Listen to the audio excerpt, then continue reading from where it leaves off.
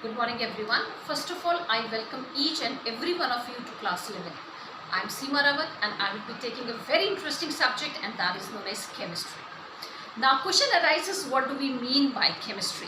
You must have heard many definitions related to chemistry. But chemistry can be easily and very simply defined as the study of matter. So what we are going to study of the matter in chemistry, we are going to study about the structures, their properties and the composition of matter in chemistry. Right?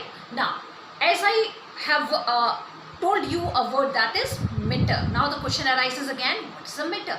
So matter is nothing but the thing that occupies space and has got mass is known as matter. Now coming to the classification of matter, so matter can be classified in two ways.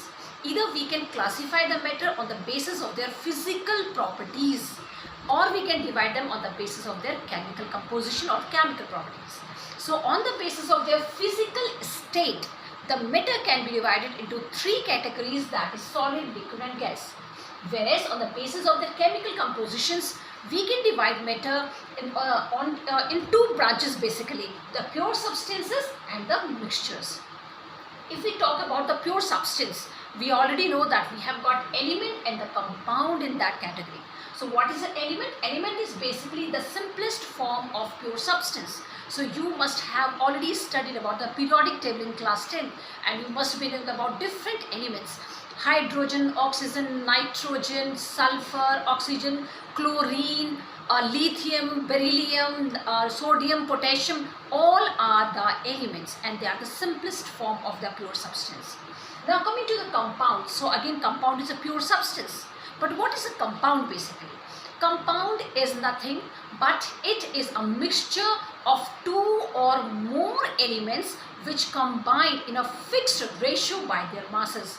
So see, I am saying that it is a mixture of, and at the same time I am saying it's a pure substance.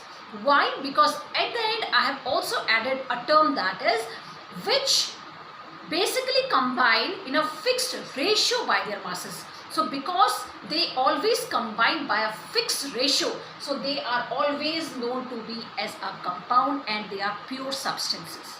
Now coming to the next one, and that is mixture. Again the mixture is nothing but it is a combination of two or more elements, but not in a fixed ratio. Again it can be divided into two, that is homogeneous and heterogeneous mixtures. Homogeneous, which have got the same composition throughout the sample. For example, if you dissolve 1 spoon of sugar or salt in water, so that will become a homogeneous mixture. Why? Because the concentration of sugar is same throughout the water. And at the same time, if you talk about the heterogeneous mixtures, so they are those where the composition is different throughout the sample, and the best example you can use is the sand when added to water. So you can clearly see the two layers. The sand basically settles down and results in the formation of two layers, sand and water. So that type of mixtures will be known as the heterogeneous mixtures.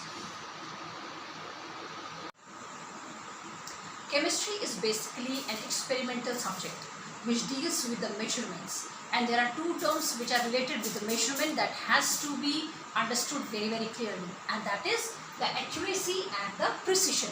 So first of all, we are going to see what do we mean by accuracy. Accuracy is basically the difference between the mean value and the true value for any experiment. It can be more easily understood by taking one example. So I have here given you one example where there is a sample, that is sample A, which contains about 10.50% of carbon. So this is the actual amount or the percent of carbon that is present in the sample A. Now we adopt two different methods to find out the percentage of carbon. So if we use first method, our mean value, it came out to be 10.80%. It means by method 1, we have found that this sample contains 10.80% of carbon. Whereas the another method when we used, we found that the amount of carbon that is present in the sample is 10.60. So now we are going to see which method is more accurate, and for that what we have to do? We have to simply subtract the mean value from the true value. So if I subtract that, what I am getting? that the accuracy of the first method is 0.30%, whereas the accuracy of the second method is 0.10%. So 0.10 means 0.10%. Now here you have to remember is lesser the difference, more is the accuracy. So where in which method you can find the lesser difference? In this method we can find the lesser difference between the mean value and the true value, and therefore we can say that accurate method for measuring the percentage of carbon in this particular sample is the second one, where the difference has came out to be as 0.10%. Right? Now again, we can thus define accuracy as the correctness of a measurement. How correct a measurement can be to deduce or to find out the true percent of any substance in a sample. Now coming to the next term, and that is the precision. So again, precision can be defined as the difference between the individual value and the mean value. So what is mean value? You already know mean value can be calculated by adding the total measurements that you have taken and divide that by the number of the measurements that you have done, right? And individual value is the single measurement that you are taking. So again we are going to take one example here. So again in one of the sample what we have tried to find out, the first set we are again trying to find out the percentage of carbon only. So when we used first method, we are using the first method only, but we are taking number of measurement. एक ही method से हम बार बार repetitively measurements ले रहे हैं ताकि हमारी accuracy बनती चली जाए. तो जब मैंने first time I did it, so what we found that it came out to be 20.50. Again second time when I use the same method for finding the amount of carbon, it came out to be 20.448. Again I did it about 4 times and my reading was different all the times. Now I have taken the mean, means I have added all the 4 values divided by 4 and my mean came out to be 20.50. Now I am going to find out how precise my answer is. तो मुझे क्या करना पड़ेगा? What I have to do? I have to use this formula. For this individual value minus we can do that is your mean value. So what is the deviation that we are getting? हमको deviation ये मिल रहा है कि हमारी दो readings के बीच में कितने का difference हो रहा है students? It is only 0.02. It means the difference between the two reading is coming out to be 0.02. Again in this same way we have done another method we have taken and we have again done the same way. हमने फिर से एक ही experiment के लिए we have tried to find out the percentage of carbon and again we are getting the 4 different values when we are repeating the experiment. But now we are going to see what is the difference between the two values. वो जो values हमने निकाली है उनके बीच में खुद का कितना difference होगा है. So now you can again see that all the 4 values are coming to be different. Now which is the correct one? For that we have to again take the mean. So again we have added all the 4 values and we have divided it by 4. So what is the mean value that is coming? That is coming as 20.52. Now again I have to find out how precise my values are. दोनों values जो मैंने deduct किए उनके बीच में difference कितना हो रहा है. तो अगर आप दोनों को फिर से माइनस करेंगे so what you are getting 0.24. Now in the both the cases you can see जो मेरी दो values आ रही हैं एक ही एक्सपेरिमेंट के लिए, उसमें दो values में एक मेथड में डेविएशन सिर्फ 0.02 हो रहा है और दूसरे वाले मेथड में the deviations between the two values is coming out to be 0.24. So which is going to be more precise? This method is going to be more precise. Why? Because the difference between the two reading for the same experiment is coming lesser. So again we can say lesser is the difference, more is the precision. So in this way we can differentiate between the accuracy and the precision. Whenever we are going to express the result for a measurable quantity, so we have to always take into account the limitation that is associated with that measuring instrument. For example, if you are using a flask for the measuring any of the thing in a practical or in any of the experiment, then there must have been a limitation or an error that can be related to that measurable measuring flask. So we have to also take into account, we also have to consider that limitation which is associated with that measuring thing that we are using for an experiment. And in order to have more precise result, a new concept came into existence, and that was known as the significant figures. So how we can define the significant figures? Significant figures hota kya hai, right? For that I'm taking a very interesting example here. Now suppose this is a measuring flask, and here is the mark that is being done on the flask. So here you can see that this is the mark for 20 ml and this is the mark for 21 ml. Now I have filled the water till here, right? Now if I ask a student to tell me the amount of water that is present in this beaker, so what you can say? You will say 20 तो fix है ma'am, 20 तो cross है, but how much 20 के बाद कितना है? Some might say ma'am it is 20.6 ml. Some might say no, it is more than 6, so they can say ma'am 20.7. Though you can see now 20 is the the measurement that is fixed in all the values. जो भी मुझे answer देगा वो 20 के लिए तो confident होगा, but the next value will be uncertain. Why? Because they themselves do not know कि ये exactly mark कहाँ पे आ रहा है, क्योंकि ये flask calibrated ही नहीं है, right? Again I am taking one more flask where the calibration has been done. So now you can see 20 ml ये है and this is 21 ml. Now what you can see is I have put the mark of water till here. So it is 20 ये है, 20.5 वाला ये वाला mark है. Now it is between 20.5 and 20.6 के बीच में. Now what the student might tell me कि ma'am 20.5 तो fix है, क्योंकि 20 वाला लेवल भी वाटर ने क्लियर कर लिया, राइट? एंड ये 20.5 वाला जो मार्क है वो भी वाटर ने ऑलरेडी कवर कर लिया, लेकिन वो 6th वाले मार्क तक नहीं पहुंचा. लेकिन अगेन 5 और 6 के बीच में अगेन कैलिब्रेशन कितने का होगा? 10 का होगा. So they might say ma'am it is 20.56. Some might say ma'am it is 20.55 only. Some might say ma'am it is 20.58. Now what you can see is here that 20.5 तक values सबकी same है, right? Only जो difference आ रहा है वो कौन सी वाली value पे आ रहा है? लास्ट वाली वैल्यू पे. व्हाई? बिकॉज जितना कैलिब्रेशन उन्हें दिख रहा है that is going to give them the exact value, लेकिन जहाँ पर कैलिब्रेशन नहीं है that value is becoming uncertain. So what we can see for a significant figure is, significant figure in a number are all the certain digit except for one digit that is uncertain. यानी कि हमारी significant figure वो digit है, वो value है किसी भी number पे जहाँ पर सारी values तो certain होती है प्लस एक uncertain value भी होती है. तो certain values यहाँ पे क्या है? 20.5 is the certain value और एक uncertain value कौन सी है? जहाँ पर सबका difference आ रहा है 6, 5 and 8. So this is the uncertain value. So what is significant figure? Significant figure in a number are all the certain digits like 20.5 plus one uncertain digit. So which is the uncertain one? This the fourth digit is coming to be uncertain.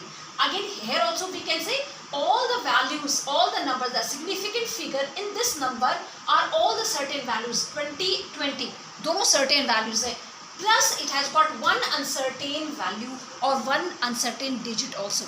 So you can see that significant figures can be, we can calculate the number of the significant figure in a digit, and what are the rules that are associated for finding the significant digits will be shown in the next video.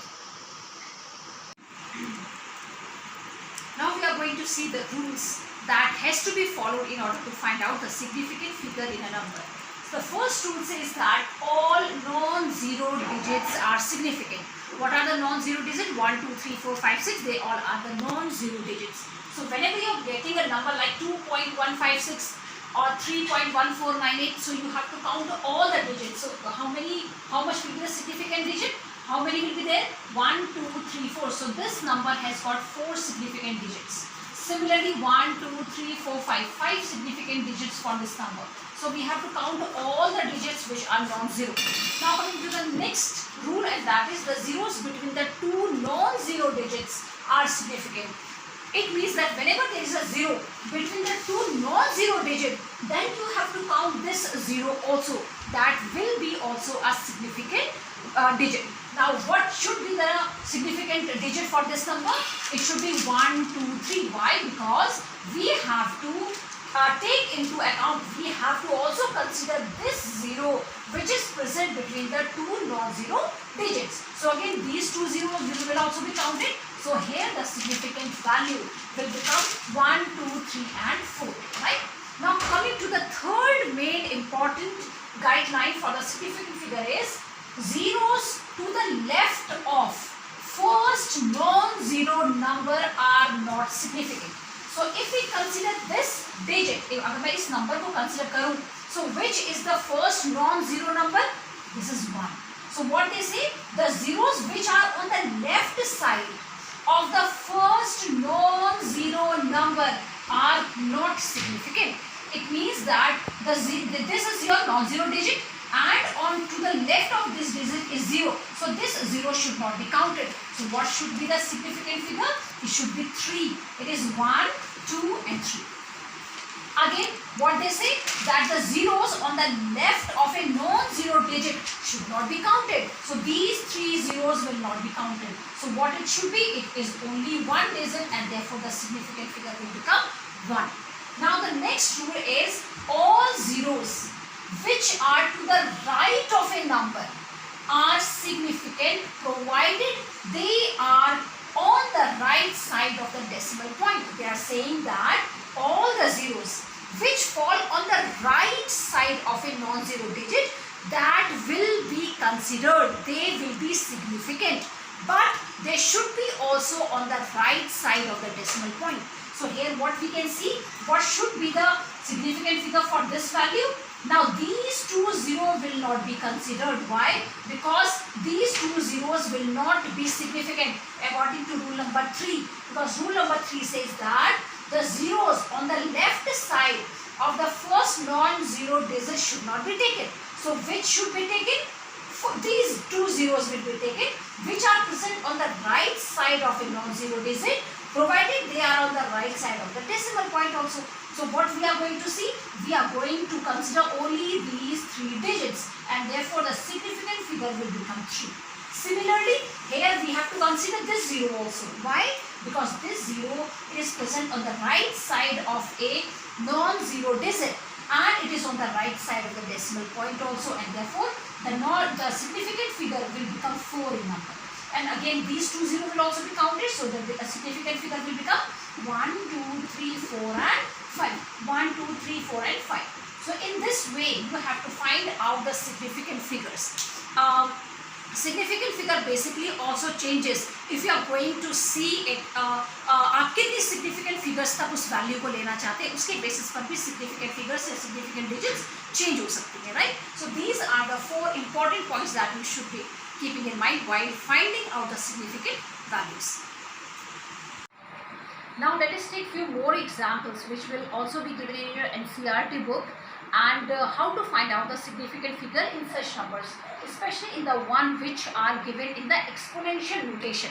For example, if the question is asked that find out the significant figure for this number, so how you are going to find it out? So for this one, the significant number is, or the significant figure is 2. Now you must be saying how. If I expand this value and if I try to write it on the basis of 0, 0, 0, so how am I going to write? It will be 0.1, 2, 3, 4 zeros and then 5, 4. I hope this is clear to you. Either you can write it in this way or you can write it in this way. So what I have done is I have opened this exponential form into this one. Now again, if you remember the third rule that I told you, that all the zeros on the left side of the first non-zero digit are not significant. It means that all these 0 will not be considered. So what should be the significant figure? It should be only 2.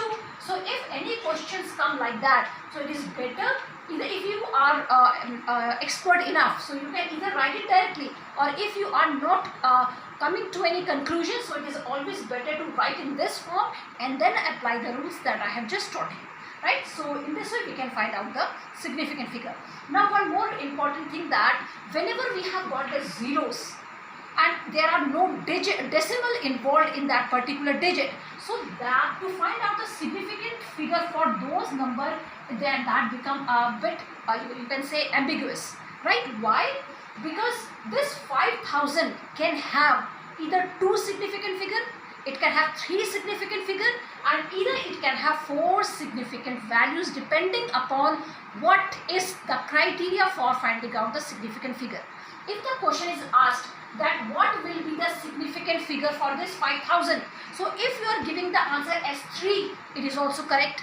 If you are saying it will be 4, then also it is correct. Why? Because, or if the question is asked to you that how to write 5000 so that the significant figure can become 3. So how you are going to express it in this way? Because 5.00 into 10 raised to the power 3, इसको भी अगर मैं mathematically expand करूँ तो that is going to come 5000 only. So this 5000, this way is only a way of representing this value only. इस value को मैं इस form में represent कर सकती हूँ, right? In this form, the significant figure will become 3. अगर मैं इसको इस फॉर्म में रिप्रेजेंट करती हूँ 5000 को, तो यहाँ पे सिग्निफिकेंट फिगर 3 हो जाएगी. Why? Because all the zeros on the right side of the non-zero digit and also on the right side of a decimal point will be considered. So according to this, it will become 3 significant figure. Again, if you want to write this 5000 so that the significant figure can become 4, so you can write it down directly like this. So in this form, now what will be the significant figure? It will be 1, 2, 3, 4. If you are going to write this significant figure, this value, so that it can have 2 significant figure only, then how you can write 5.0 into 10 raised to the power 3.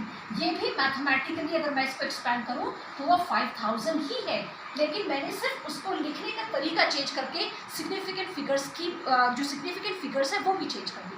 So what I want to say is that whenever we are having such numbers where we have got a 0 but there is no decimal point, for that particular number we can have more than 1 significant figures. तो यहाँ पे इस particular के लिए हमारे पास कितने significant figures आई? 3 आई हैं. Which one? It can be 2 significant figure, 3 and 5. तो 3 को हमने कैसे लिखा है बच्चों? इस तरीके से, right? And for the 4 significant figures कब आएंगी? जब आप इसको directly 5000 के फॉर्म में लिखेंगे. And 2 significant figures कब आएंगी? जब आप इसको इस फॉर्म में लिखेंगे, right? So you have to just keep it in mind. And one more important point is that the exact numbers have infinite number of significant figures. जो exact numbers होते हैं उनकी जो significant figures होती है that is infinite. So first of all, what do we mean by the exact number? If you remember, whatever we are using these numbers or these digits जो भी अभी हमने देखी हैं, for example 5.4 और 5000, ये basically हमने measured quantities देखी हैं for which the significant figure has to be calculated in order to make our answer more precise. But if we talk about 2 balls, so 2 ball तो 2 ball ही रहेंगे ना, we cannot say 2.5 balls. If I say 2 bats, means that cricket bats, so there can be either 2 bats or 3 bats. There can never be 2.5 bats. If I ask you 4 eggs, so there will be 4 eggs. There cannot be 4.5 eggs. So कौन सी exact values हुई? वो values जो हमें किसी exact object के बारे में बताती हैं, right? So those values can have infinite number of significant figures. For example, अगर मैंने आपसे कहा 2 balls. Now how can I write this 2 balls? I can write it as 2. Significant figure will become 1. I can also write it as 2.0. 2.0 mathematically means 2 only, but the significant figure will become 2. If I write it as 2.00, mathematically it is 2 only, but the significant figure will become 3. Now you keep on putting the 0, the significant figure will become more and more and more, and thus we can say they can have the infinite number of significant figures. So these are the 4 different things that you have to keep in mind, because essay questions are given in your NCERT books. Now we are going to see the addition, subtraction, division and multiplication that involves the significant figures. So first of all, we are going to see for addition, and the same case will be applied for the subtraction also. So here we are going to add 3 different digits which has got the different significant figures, right? Now the resultant of this addition has come out to be 4.723. Now how we are going to represent this? For this you have to see that value which contains the least number of the decimal place. आपको देखना पड़ेगा कि इन तीनों में से ऐसी कौन सी digit है जिसका decimal place least शो हो रहा है. That is this one. This value is up to 2 decimal place, it is up to 1 decimal place, and this is up to 3 decimal places. But what we have to see, we have to take that digit which shows the values to the lesser digit values or decimal values. तो हमारे पास ये वाली एक ऐसी digit है जिसमें decimal place सबसे least है. So we have to give the answer in accordance with this decimal place value. तो यहाँ पे कितना है decimal के बाद only one place value is there. So your answer will be 4.7. So in addition and subtraction we have to see the value which has got the least decimal place, right? Now coming to the multiplication, again I have done the same way. I have multiplied two different values having the different significant figures and my answer came out to be 4.3722. Now in this case we don't have to look for the decimal place but we have to look for the significant figure. Now in this particular value the significant figure is how much? 1, 2, 3, 4. And in this the significant figure is 3. Now in multiplication and division we have to give our answer on the basis of the significant figure. So the least significant figure will be considered. So which is the least significant figure here? 3. So our answer should also have the same significant figure. So that is 3. So what should be the answer? 4. It will become 4.37. So आपको clear हो गया होगा. In addition we have to look for the least decimal place and for multiplication division we have to give our answer on the basis of the least significant figure. तो जिस दो values में से जिसकी least significant figure सबसे कम होगी हमारा answer भी उसी के अकॉर्डिंग लिखा जाएगा. Now again coming to the next important point and that is the rounding off. We have studied in our junior classes also that whenever the digit is more than 5 add 1 and whenever the digit is lesser than 5 then we don't have to add. So I have taken 4 examples here. So if I ask you to round up it to the 2 decimal places, so how you are going to write? It means I have to remove this digit. मुझे ये digit हटानी है. So this is lesser than 5. So what should be my answer? It should be 2.12. Again for this one, if I have to remove this particular number, so what I have to do? I have to increase this number by 1 because this digit is more than 5.